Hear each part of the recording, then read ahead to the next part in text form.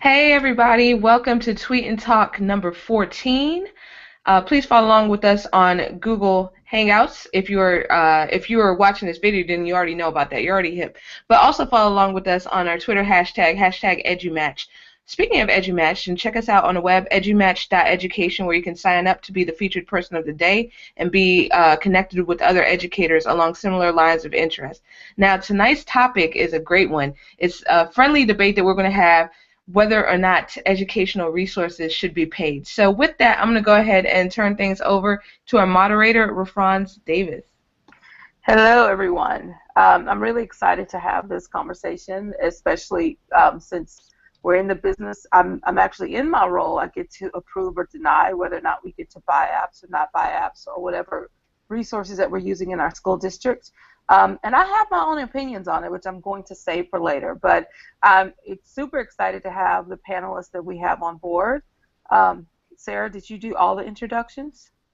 No, I did not. But if you wanted to have everyone introduce themselves, that would be awesome. Yes, go ahead. Everyone introduce yourself, starting with it's Angelina.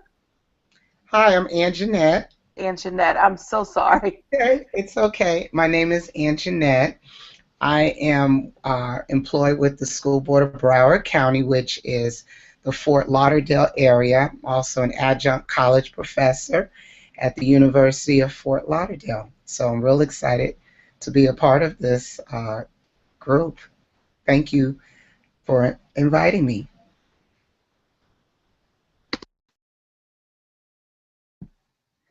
All right. Thank you. Sorry, I was unmuting myself. Next, I know Alice Keeler. Go ahead and Alice, give us a little bit of background, even though everybody on the internet knows who you are. Not everyone knows who I am. So I'm Alice. I live in California. I'm at California State Fresno with my 3D printer trying to melt plastic today. And I taught math for 14 years, and now I teach teachers. Awesome. And of course, we have Sarah and myself. So I guess I'll start with the first question. To free or not free? That's the question. Just to kind of get us started in this, what are your thoughts, Alice? You're catching me off guard. Free what? Free apps or not free? Free programs or not free? Free is free like a puppy sometimes. I mean, there's always a cost. And so why is somebody giving you something for free? There's not that much altruism in the world that people are really just giving you something for nothing. There's some sort of advertising. So I think that we want to be careful about that. And the other part is that somebody put a lot of effort and time into making it. If you want high quality products for your students, expecting them to be free, I think is unrealistic. Sarah, I'm tossing it to you now. Oh wow, okay, cool. Yeah, I definitely get what you're saying with that, Alice, in terms of people putting a lot of time and resources into it. For me, then I kind of tend to prefer using free things just because we as educators, we're using them to help our students grow, and I feel like if everything were to go paid, then that would just that would be very, very hard to pull off. So I tend to look for the freer things, the freer, if that's a word. But I see that Stefan on Twitter was talking about open educational resources, and I just wanted to go ahead and mention that as well, something I just found out about not too long ago. And there are just so many great things. So I think that when we create and we share, then it's kind of like helping each other out, scratching each other's backs. Anjanette? Free. That's a word that I'm learning how to take advantage of. I've been paying for everything, and I'm getting to the point where it's starting to hit my personal pocket. So I am looking now for the free resources. Currently, I'm in Broward County Schools as a Digital 5 teacher, which means our total instruction is online, and my students have laptops. I was paying for a lot of different services, and then just recently with getting trained for this, finally I'm tapping into a lot of free resources. So I'm definitely an advocate for free. At the university level, I believe there should be reduced costs. It shouldn't be costing students an arm and a leg to get resources that I need for introduction to computers. But overall, I'm an advocate. I can definitely see that, and I know Dawn just joined the conversation, but I want to tag on to something because I think that we're tapping into a new layer. Well, I think a different layer. Teachers being responsible for covering their own content is one thing. Open educational resources are absolutely something we should take advantage of, especially when they're primary resources free and available on the web for our students to access. But school districts may be having a choice between implementing something that has a freemium model, which means kind of free now, but then there's a back end that you have to pay for later, or free to a point with an expectation that maybe parents pick up the bill, and maybe that information is not communicated up front, are completely different ideas, I think. I think in my opinion, I know in my job I have to make those decisions, and they're not always the best and easy decisions. So when it comes to between taking the free version of a product or upgrading to pay for something, what goes into your mind as to what would you advocate to your districts as to whether or not you need it? What would it take for you to decide, you know what, we really need to look at what the paid model of whatever this piece of software is versus the free model? Sarah? Sorry, I was just unmuting myself. Yeah, in terms, I'm sorry, could you repeat your question one more time, please? The whole thing? No, no. Part of just, it. No, it's okay. Tweeting, but go ahead. It's okay. Just the part about what factors come into play for you as a teacher, for you to advocate for your district that maybe you need to upgrade to a paid version of some product that you're using versus maybe the free one that you found as a teacher.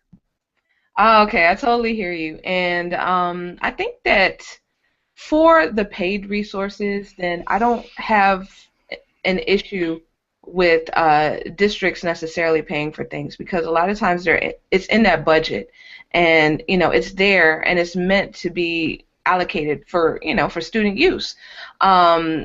So I would say that my whole level of discomfort would probably come from going straight to teachers' pocketbooks, as opposed to the district paying for something that that they receive tax dollars from, because as teachers, we don't get paid a whole lot of money. So that's why I tend to be a fan of things that are free and that we create for ourselves and we create for our students, and we just spread the love. We just share it that way.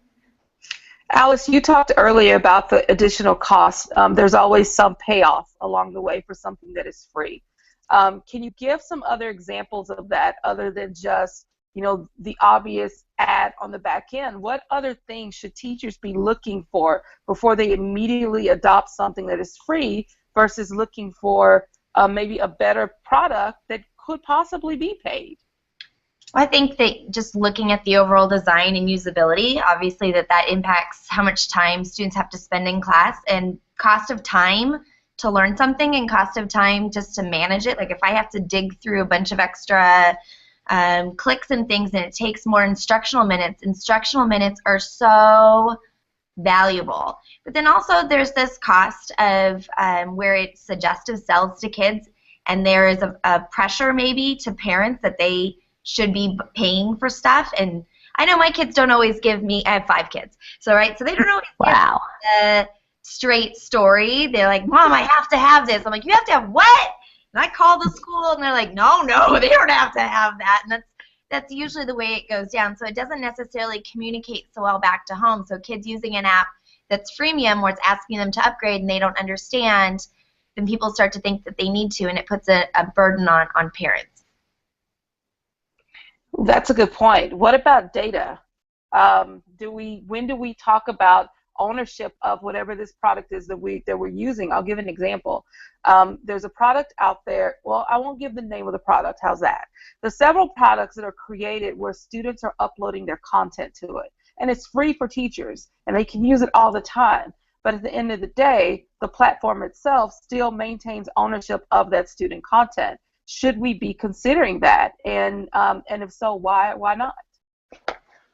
I think we have to be considering that, because I have learned that when you use a platform for your data, that whatever happens to that platform will ultimately control your data. So that is the first thing. So then it becomes incumbent upon me to look for platforms that I really think are going to be there, that are going to be reliable for my students, and to kind of go with what Sarah said. I think it's not my job to pay for things for my job. At no other job do you do this. And so, asking teachers to pay for the apps when there's a lot of things, I mean, highly specialized apps might be one thing, but then the district should pay for that. But there's so many things that I use out there that are free and that are industry standard. Anything from like a Slack or an Asana, or for goodness sake, Google. I was just hurrying and posting things on Google Classroom, but there's so much I can dig into that is free and is socially acceptable, the standard. So that is one thing, but data is a concern, and that's part of how we have to continue to teach digital citizenship, that this is out there. We need to put responsible things out there, well-researched, appropriate. So. Oh, that's a great one. And Jeanette, this question's for you. How do you find platforms that you might want to use in your class? Then, and then how do you compare whether or not they are worth the cost, whether it be free or paid? Good question. I do a lot of research, believe it or not, on Twitter, Google+, Edmodo, and I kind of do my own research, test it out, bring it to my administrator, say, hey, look, I want to, possibly try this. And if I see to go to the upgrade, it's going to cost, I have to bring it before it's called School Advisory Council, which is internal. Sometimes they approve it, sometimes they don't.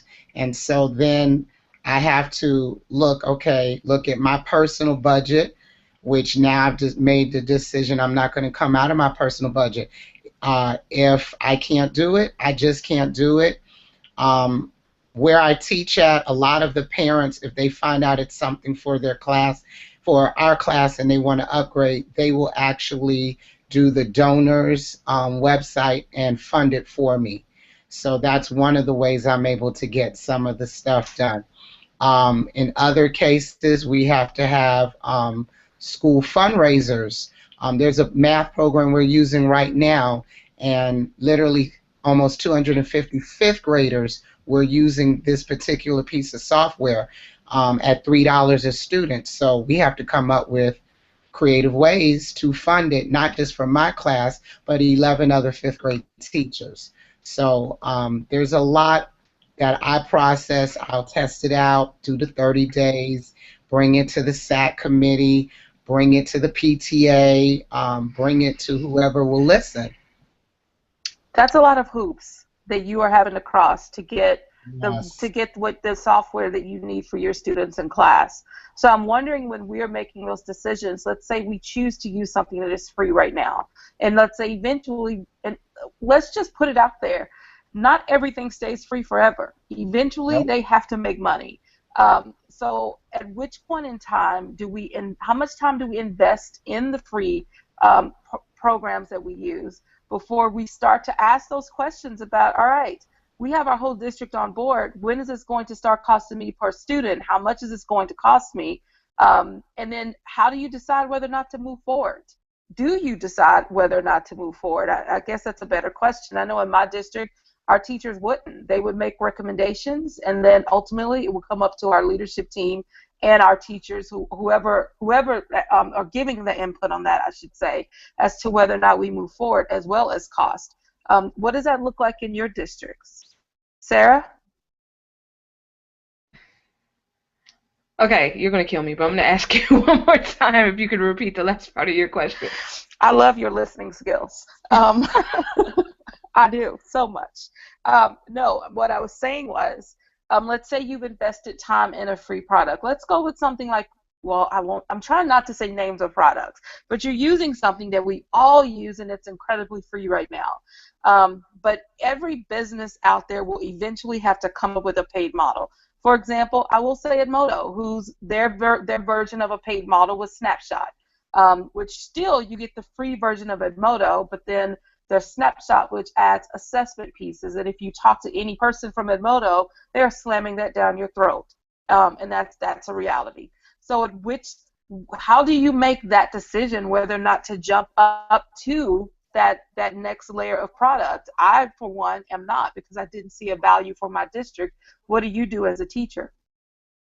All right, that is a fantastic question. I would say I would definitely get as much use out of the free model as possible, like ride that sucker till the wheels fall off. And if I see that there is some kind of benefit in upgrading, then at that point I would do it. There have been products that I've upgraded to the paid version before, but it's had to really have some kind of draw for me, something that I wasn't getting in the free version that would make my life easier, and my students' lives easier. Most importantly, my students' lives easier. So I guess that would kind of be what would come into play for me the most. It would definitely have to be something that would be worth it. In terms of helping my students learn the content better or helping them learn better. I will tell you that in our district, we're using Google Apps, which are free. But honestly, Google Apps are free to a point, because you have Google Apps, but then you have all of the management pieces that you have to pay for to make sure that they're running efficiently in your district. And yes, there's tons of scripts, but if you don't have the skill set of the people in your district that know how to organize those pieces, then you have to reach out and maybe help to find someone else to pay to help make sure that that system works correctly. Are y'all encountering anything like that in your district with pieces that were once free, but you're still having to invest additional funding in order to have them run efficiently, or are we the only ones that this is happening to? This is definitely happened to me. Trying not to use the company, but they do a reading and math and science program. We got 90 days free. My elementary school has 1,300 students, and so we had to, it was great. It was beneficial. We saw learning gains, and then the software time was running out, and we had to petition the district, okay, you might want to consider funding us. And our district has 270,000 students. So we had to petition school board members, the reading, science, STEM, just to see if we could get funding. And fortunately we did. Fortunately, they made it a district initiative once. We were like the guinea pig of sorts, but it was a lot through the last, I would say, 18 months after to really get it re-implemented in our district. See, that's another consideration that we have to do. Like, you can't just budget for free. You have to budget for the things that you have to pay for the free things you're using. And that typically does happen. I know that we're running out of time because Sarah told me this was only supposed to be 15 minutes. I think she at least heard that part. But I did want to get in one question that came over from Twitter that I retweeted it. It said, how about in-app purchases? What are responsibilities to students and parents? That's a very good question. Alice, you want to take this one? If I can find the mute button. I think that's something to be really careful about, because as I mentioned before, I think that there is a pressure by kids and parents who don't really understand that you're not asking them to pay money. And so no matter how many times you communicate that with kids, that they don't need to spend any money and they don't need to upgrade it, kids are kids. Actually, adults are not much better. So, I don't know how I feel about that, because I do use free resources, and I understand the price of free is not free. And so that is me having to communicate as clearly as I can with parents through my newsletter and to the kids. You guys don't have to buy this. But you got to make sure that, some of the kids do have money on their iTunes accounts, and they might accidentally purchase something, and then what are you going to do? Are you on the hook for that? Ooh.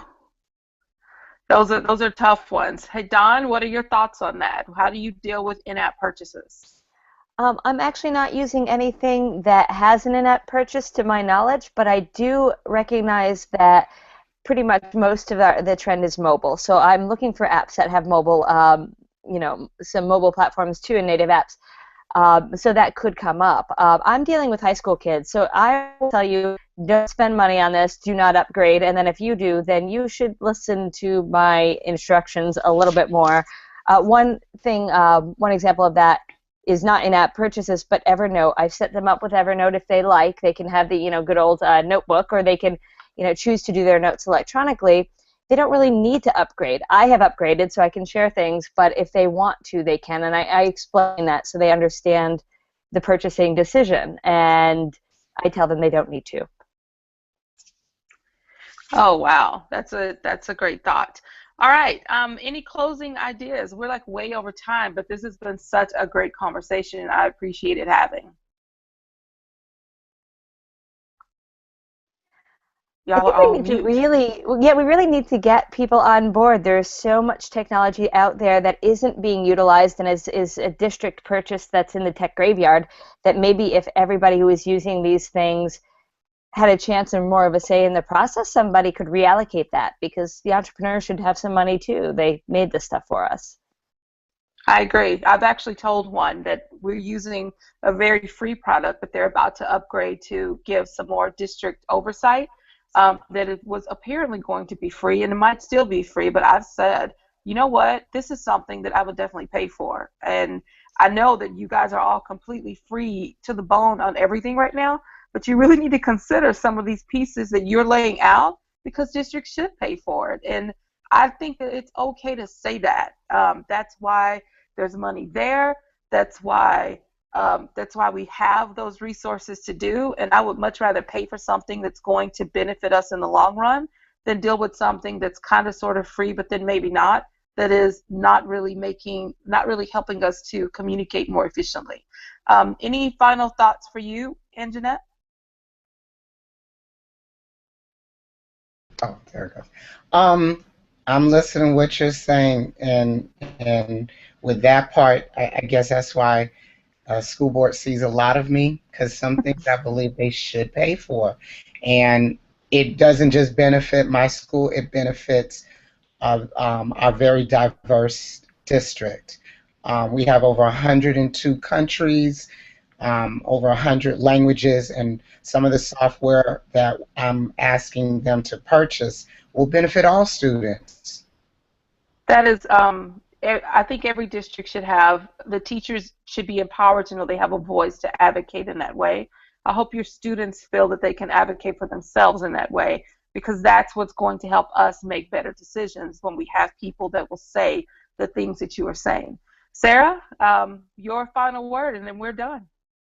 All right. Well, thank you to everyone on the panel. Rafranz, thank you for moderating. Awesome job, and thank you to everyone. You all gave such a rich discussion tonight. Thank you to everybody who was following along with us on Google Hangouts as well as on Twitter with the hashtag.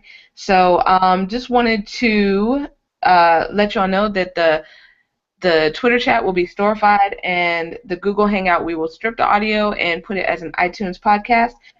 Be sure to come back next week. We're going to be talking classroom management strategies, so you can find that at bit.ly/tweettalk15. One more time, bit.ly/tweettalk15. And there you can sign up, and you can say that you want to be a panelist if you're interested in doing so, or you can watch us when we get together at 6 p.m. next week.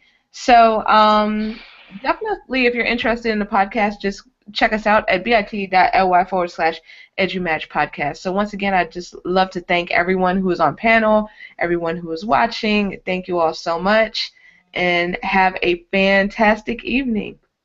Thank you. Thank you. Thank you.